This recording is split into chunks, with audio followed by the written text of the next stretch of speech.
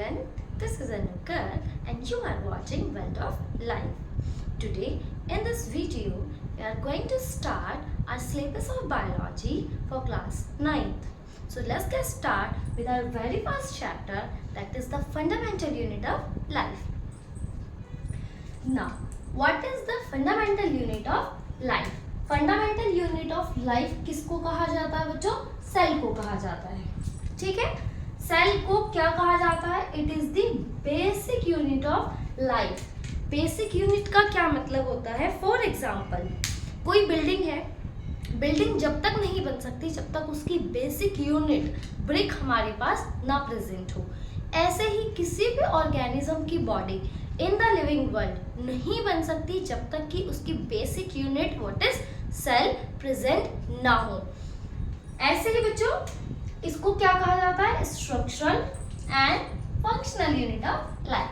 Structural क्यों कहा जाता है बच्चों? हमने अभी बात की कि हर ऑर्गेनिज्म की बॉडी किससे मिलकर बनी है? सेल्स से मिलकर बनी है. सेल्स क्या है? उसकी बेसिक यूनिट है उसकी फॉर्मेशन के लिए. इसीलिए सेल्स को क्या कहा जाता है बच्चों? Structural unit of life. Why it is called functional unit of life? Functional क्यों कहा जाता है? Every organism is performing his function, his और हर function by the help of cell. Cell ही है जो हर बॉडी के हर फंक्शन को परफॉर्म कर रहा है.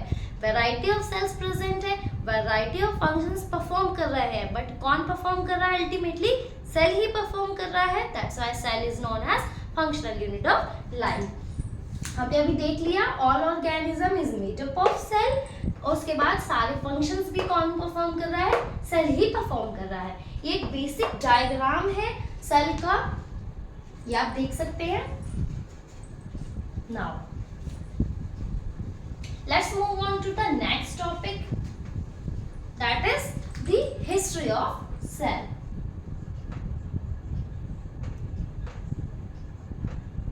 History of cell. Now what is history? पहले तो समझ लेते हैं हिस्ट्री में हम पढ़ेंगे क्या. हिस्ट्री में हम इसकी डिस्कवरी देखेंगे. कौन वो साइंटिस्ट थे जिन्होंने सेल के बारे में दुनिया को बताया. ठीक है बच्चों, कौन से साइंटिस्ट थे? सबसे पहले थे रॉबर्ट हुक. सबसे पहले साइंटिस्ट का नाम था बच्चों रॉबर्ट हुक इन 1665. सबसे पहले रॉबर्ट हुक ने क्या ऑब्जर्व किया जब ये कॉर्क पर वर्क कर रहे थे. कॉर्क क्या होती है बच्चों?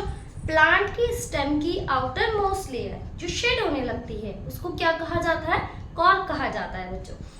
जब ये कॉर्क पर वर्क कर रहे थे इन्होंने ऑब्जर्व किया कॉर्क के अंदर, जब इन्होंने कॉर्क को अंडर द माइक्रोस्कोप देखा कि उसके अंदर एक हनीकॉम्ब लाइक स्ट्रक्चर प्रेजेंट है जो कैसा दिखता था? मधुमक्खी के छत्ते जैसा एक स्ट्रक्चर प्रेजेंट है. हनीकॉम्ब लाइक स्ट्रक्चर प्रेजेंट है और उसके अंदर कुछ कंपार्टमेंट्स प्रेजेंट हैं. ये कंपार्टमेंट्स दिखाई दे रहे हैं बच्चों आपको. ऐसे कंपार्टमेंट प्रेजेंट हैं और इन्होंने इसी हनीकॉम्ब स्ट्रक्चर को, कंपार्टमेंट को क्या नाम दिया बच्चों? सेल का नाम दिया. इन्होंने कहा ये जो हर कंपार्टमेंट आपको दिखाई दे रहा है ये क्या है? सेल है. ठीक है, बट इनको किस लिए जाना जाता है? डेड सेल की डिस्कवरी के लिए. क्यों? इन्होंने कॉर्क पे वर्क किया और कॉर्क क्या होती है बच्चों? डेड होती है. जो बाहर की सबसे लेयर होती है प्लांट की वो शेड होती है. क्यों? क्योंकि वो डेड हो चुकी है, इसीलिए उसको डेड सेल कहा जाता है. उसके अंदर जो सेल्स भी इन्होंने ऑब्जर्व किए वो कैसे थे? डेड सेल्स थे. क्लियर हो गया ना? अब अगर हम हिस्ट्री में सेकेंड साइंटिस्ट का नाम देखें तो सेकेंड साइंटिस्ट जो हमारे आते हैं वो है एंटोन वॉन ल्यूवेन हुक. कौन है बच्चों? Anton von Leeuwen hook.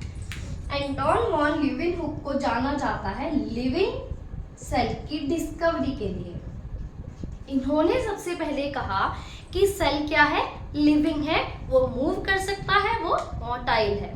इन्होंने कैसे कहा कि वो लिविंग है? इन्होंने जब अंडर द माइक्रोस्कोप एक्सपेरिमेंट्स किए और देखा इन्होंने बारिश की पानी की बूंदों को उठाकर देखा, इन्होंने मिट्टी को उठाकर देखा, इन्होंने डेंटल पार्ट्स को उठाकर देखा। तो इन्होंने हर पार्ट में क्या ऑब्जर्व किया अंडर हिज एक्सपेरिमेंट्स, इन्होंने देखा कि कुछ सेल्स तो प्रेजेंट हैं बट वो सेल्स कैसे हैं, मूवेबल है, वो मूव कर सकते हैं। इसीलिए इन्होंने सेल्स को कैसा नाम दिया, लिविंग का नाम दिया बच्चों।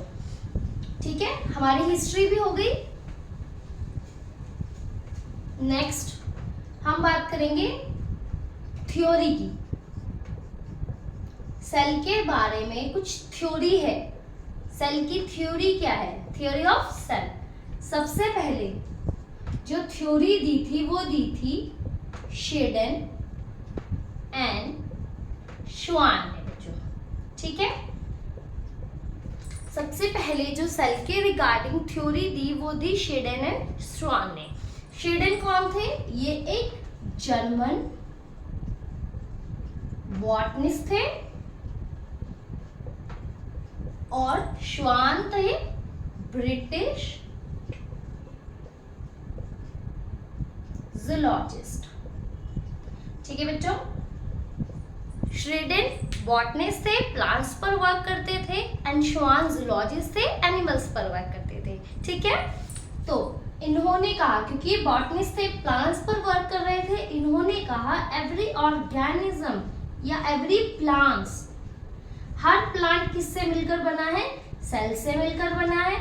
और ये जूलॉजिस्ट थे बच्चों, इन्होंने एनिमल्स पर वर्क किया, इन्होंने कहा सभी एनिमल्स भी क्या हैं, सेल्स से ही मिलकर बने हैं। तो इन्होंने अपनी थ्योरी में कहा दोनों ने कि प्लांट्स और एनिमल्स दोनों ही किससे मिलकर बने हैं बच्चों, सेल्स से मिलकर बने हैं। इन्होंने थ्योरी दी थी 1838 में, इन्होंने दी थी 1839 में। ठीक है,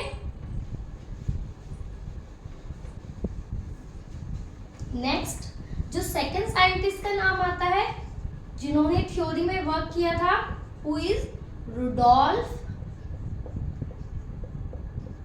वर्चो।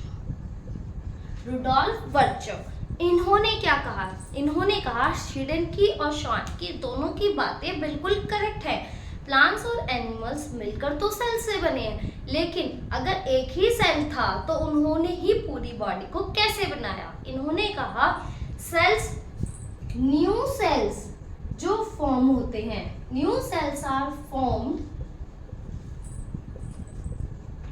From pre existing cell. नए सेल कैसे बनते हैं, प्री एग्जिस्टिंग सेल्स से बनते हैं। कैसे समझ सकते हैं बच्चों, ये एक सेल है, इसने डिवाइड किया, ये बीच में से टूट गया और दो सेल्स बना दिए। अगेन ये दो सेल्स फिर से डिवाइड कर गए, इन्होंने भी दो बना दिया, इस सेल ने भी दो को बना दिया। इसी तरीके से आगे चलता रहा सो ऑन, और एक सेल से बहुत सारे सेल्स क्या है, फॉर्म होते चले गए। इन्होंने कहा new cells are form from pre existing cell.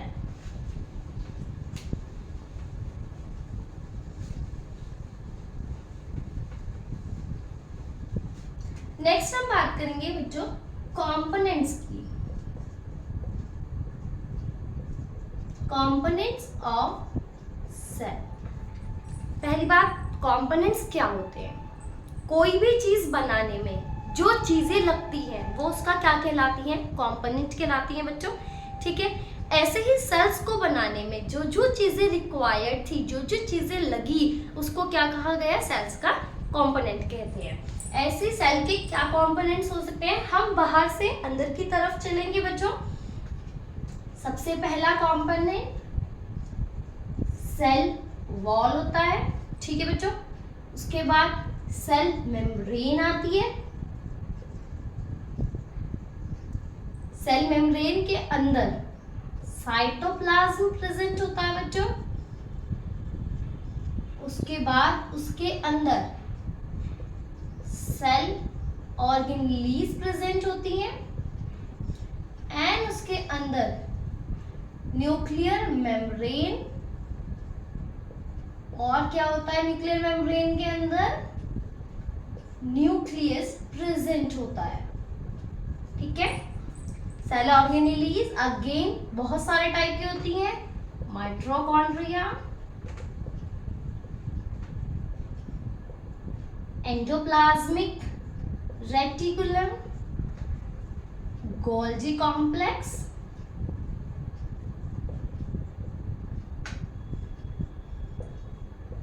Ribosomes, lysosomes, plastids, ये क्या है? सभी सेल ऑर्गेनेलीज के टाइप हैं। हम फर्दर नेक्स्ट वीडियो में इन सारे ही कंपोनेंट्स को डिटेल में स्टडी करेंगे, as well as plasma membrane या सेल मेम्ब्रेन के रिगार्डिंग कुछ ट्रांसपोर्ट्स की थ्योरी है, हम वो भी नेक्स्ट वीडियो में कवर अप करेंगे अपना।